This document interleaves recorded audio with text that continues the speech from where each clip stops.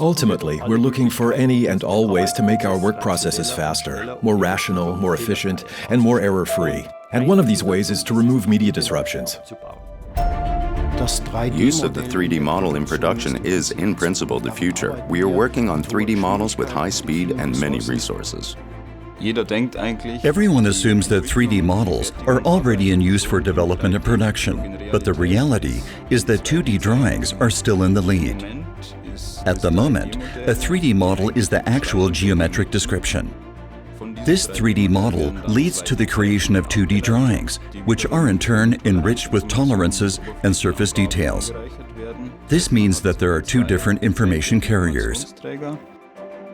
CAD has been in use since the 1990s, but a 2D drawing is still filed just the same. Why, when we don't actually need it anymore? We have analyzed drawings very intensively to find out what information they hold and who actually uses them. And of course, the users need this information, otherwise they couldn't do their jobs. The functional information model aims to provide a 3D model containing the targeted information that the users need for their application. For example, this means providing functional information for turning, hardening, and milling.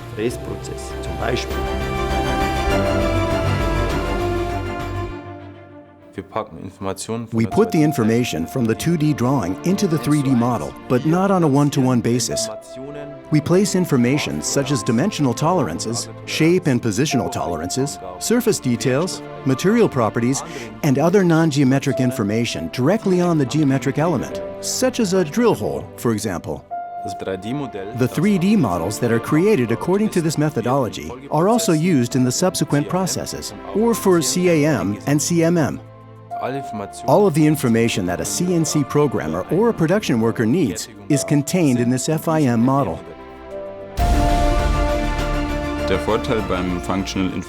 The advantage of functional information models is that we always have access to the currently valid state of the production definition, thanks to the documentation in the Team Center.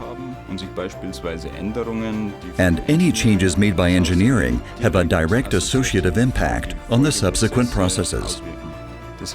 This means that changes made by the developers in the design department are directly passed on to the other process participants, for example, the quality planners or CAM programmers.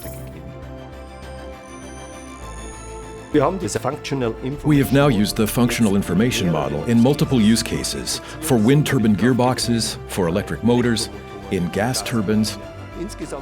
Generally, I would say that it boils down to 2 or 3 absolute benefits: consistent data, integrated change management, and a uniform communication between the logistics, quality, production, and generation systems.